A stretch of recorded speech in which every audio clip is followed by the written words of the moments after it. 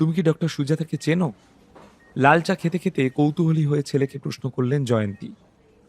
সেভাবে চিনি না, আসলে আজকেই প্রথমবার ওনার সঙ্গে আলাপ হলো। উনি আগে আমাকে একবার দেখেছিলেন। ওনার মা ডক্টর কমলিনী বাসুকে আমি চিনি, সেই সূত্রেই কথা বললাম। জয়ন্তীকে আশ্বস্ত করল নীল। নীলবাবু, ওটি থেকে খবর এসেছে যে আপনার বাবার অপারেশন শেষ হতে প্রায় 3 ঘন্টা সময় লাগবে। তারপর ওনাকে অবজারভেশনে রাখতে হবে। ওনার জন্য আমরা এই হাসপাতালের বেস্ট রুমটা খালি করে রেখেছি। আপনাদের কোনো অসুবিধা হবে না। একজন ডাক্তার এসে নীল আর জয়ন্তীর দিকে তাকিয়ে কথাগুলো বলল। আসলে হাসপাতালের সকল ডাক্তারদের মাথায় এখন শুধুমাত্র নীলের ব্ল্যাক কার্ডের কথা ঘুরছিল। ওরা এই ব্ল্যাক কার্ডের মাহাত্ম্য জানত। গোটা দেশে শুধুমাত্র 6-7 জনের কাছেই এটা ছিল। কোচবিহার খুবই ছোট শহর, এখানে তো কারোর কাছেই নেই। সবাই শুধু এই ব্ল্যাক কার্ডের গল্প শুনেছে, চোখে তো এই প্রথম দেখল তারা। তাই নীলকে কেউ কোনোভাবেই চটাতে চাইছিল না। নীল এই ডাক্তারের কথায় কোনো উত্তর দিল না, শুধুমাত্র গম্ভীর হয়ে নিজের মাথা নাড়ালো। দিবাকর এখনো ওখানেই দাঁড়িয়ে, সে এবার নীলের পাশের চেয়ারেই বসল। নীলবাবু, আমি আবারও বলছি, আপনি আর আপনার মা না হয় আমার কেবিনে রেস্ট নিন। ওখানে বড় সোফা, এসি সব আছে। কোনো কিছুর প্রয়োজন হলে আমাকে একটা ফোন করে দেবেন, সঙ্গে সঙ্গে হাজির হয়ে যাবে। নিজের কার্ডটা নীলের হাতে ধরিয়ে দিয়ে নীলকে তেল দিতে থাকলো দিবাকর। এখন যেন গলা দিয়ে মধু ঝরছিল এই দিবাকরের। তুই তোকারি থেকে সরাসরি আপনিতে চলে এলো সে। নীলের প্রতি ওর সম্মান যেন ঝরে ঝরে পড়ছিল। একটা কার্ড এত ম্যাজিক করে দিল। কিন্তু নীল ওকে বিশেষ পাত্তা দিল না। উত্তর না পেয়ে মাথা নিচু করে চলে গেল দিবাকর। নীল, তোমার কাছে এত টাকা কোথা থেকে এলো বলো তো? তুমি তো সবে সিইও হয়েছ, তাহলে এত টাকা এলো কোথা থেকে? এগুলো কোম্পানির টাকা নয় তো? ওই টাকায় তোমার বাবার চিকিৎসার দরকার নেই। দিবাকর বেরিয়ে যেতেই ব্যাকুল হয়ে কথাগুলো বললেন জয়ন্তী। মা, এসব কি বলছো? তুমি তোমার ছেলেকে চেনো না? তোমার মনে হয় আমি কোম্পানির টাকায় আমার বাবার চিকিৎসা করাবো? আমার নিজের সেই ক্ষমতা রয়েছে, এই টাকা আমারই। কিছুক্ষণ চুপ করে থেকে নীল আবার বলল, মা, কালকে আমি রায়চৌধুরী বাড়িতে গিয়ে সব টাকা ফেরত নিয়ে আসব। ওদের সঙ্গে আমাদের আর কোনো সম্পর্ক নেই। আমরা সবাই কলকাতায় চলে যাব। আর এখানে ফেরত আসার কোনো প্রয়োজন নেই। এখানে এসে খুব বড় ভুল করে ফেলেছি। কলকাতায় গিয়ে তোমাদের দুজনকে দেখাশোনা করার জন্য আমি লোক রাখবো, যাতে তোমাদের কোনো অসুবিধা না হয়। পয়সা নষ্ট করো না। আমি আর তোমার বাবা এতটাও বুড়ো হয়ে যায়নি যে আয়া রাখতে হবে। একথা বলেই চিন্তায় পড়ে গেলেন জয়ন্তী। কিছুক্ষণ পর আবার বললেন, নীল, আমাদের জন্য তোমার আর আদ্রিতার মধ্যে কোনো সমস্যা হবে না তো? হঠাৎ আমরা চলে এলে ওর যদি ভালো না লাগে, যদি ওর কোনো অসুবিধা হয়, তাহলে ওকে ফোর্স করো না। আমাদের জন্য আদ্রিতার সঙ্গে নিজের সম্পর্ক খারাপ করবে না তুমি, ঠিক আছে? নীলের মাথায় হাত বুলিয়ে কথাগুলো বললেন জয়ন্তী। মা, তুমি বেকার বেকার এসব ভাবছো। আদ্রিতা এরকম মেয়েই নয়। মুখে হাসি নিয়ে জয়ন্তীর দিকে তাকিয়ে বলল নীল। আদ্রিতা নীলের বাবা মাকে মেনে নেবে না? এটা তো হতেই পারে না। আর যদি এরকম কোনো ঘটনা ঘটে, তাহলে কলকাতা শহরে আরেকটি বাড়ি কেনা নীলের কাছে কোনো বড় বিষয় নয়। হিরেন আর জয়ন্তীর জন্য আলাদা একটা বাড়ি কিনে নেবে নীল, কিন্তু তাও নিজের বাবা মাকে কোনো কষ্ট করতে দেবে না সে। সারাদিনের ধকলের পর জয়ন্তীর শরীর আর দিচ্ছিল না। চেয়ারে বসেই ওনার চোখে ঘুম চলে এলো। নীল পাশেই বসেছিল। নিজের কাঁধটা বাড়িয়ে দিল সে। জয়ন্তী তাতে মাথা রাখলেন। নীলও নিজের চোখটা বন্ধ করে নিল। কিছুক্ষণ পর নীল চোখ খুলতেই ওটি থেকে বেরিয়ে দিবাকর এবং ডক্টর সুজাতা একটি কেবিনে ঢুকল। সুজাতাকে দেখে ধরপড়িয়ে চেয়ার থেকে উঠে সোজা সেই কেবিনে ঢুকে পড়ল নীল। ডক্টর, আমার বাবা কেমন আছে? ব্যাকুল হয়ে প্রশ্ন করল নীল।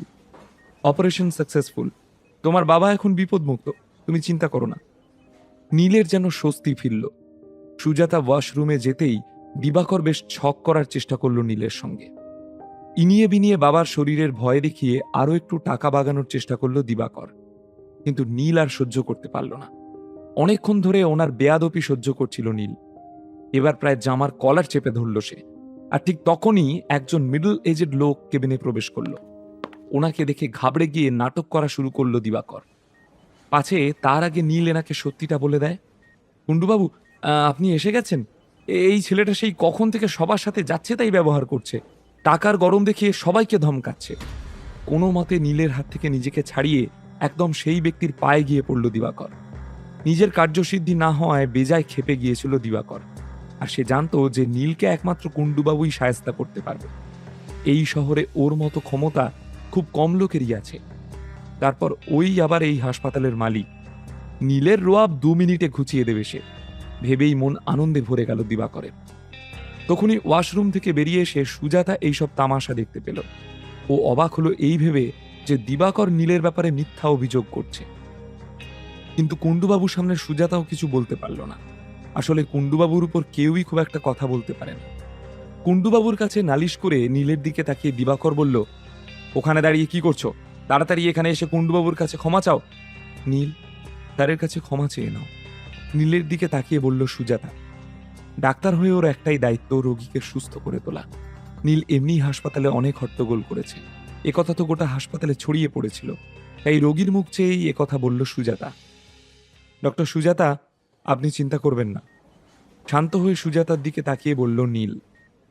সুজাতার সঙ্গে কথা বলতে বলতে নীলের ফোনটা বেজে উঠল। ফোনের দিকে তাকিয়ে দেখলো আদ্রিতা ওকে ফোন করছে। ফোনটা তুলবে ভেবেও সাইলেন্ট করে দিল সে। আদ্রিতা কোচবিহারের ঘটনা সম্পর্কে কিছুই জানে না। ওকে বললে এখন ওর চিন্তা হবে। এখানে সব ঠিক হয়ে গেলে আদ্রিতাকে সবটা গুছিয়ে বলার সিদ্ধান্ত নিল নীল। ঠিক সেই সময় নীলের দিকে এগিয়ে এলো কুণ্ডুবাবু। দিবাকর আর সুজাতা দুজনেই ওদের দিকে তাকিয়ে রইল। একদিকে দিবাকর যেমন খুশি হচ্ছিল, অন্যদিকে ভয়ে সুজাতার বুক কাঁপছিল। কিন্তু কিছু একটা দেখে দুজনেই চমকে উঠল। নীলের কাঁধে হাত রেখে কুণ্ডুবাবু বলল, নীল, দেরি করে আসার জন্য ক্ষমা চাইছি। আমি জানি আপনাকে অনেকক্ষণ ধরে আমার জন্য অপেক্ষা করতে হয়েছে। কোনো ব্যাপার না কুণ্ডুবাবু, মানে কমলেশ কুণ্ডু। আমার কোনো তাড়া নেই, আর আপনার যেটা দরকার সেটাও আমার কাছেই আছে। কিন্তু তার আগে এই হাসপাতালের ডিরেক্টর দিবাকর ঘোষের সঙ্গে আমায় একবার কথা বলতে হবে।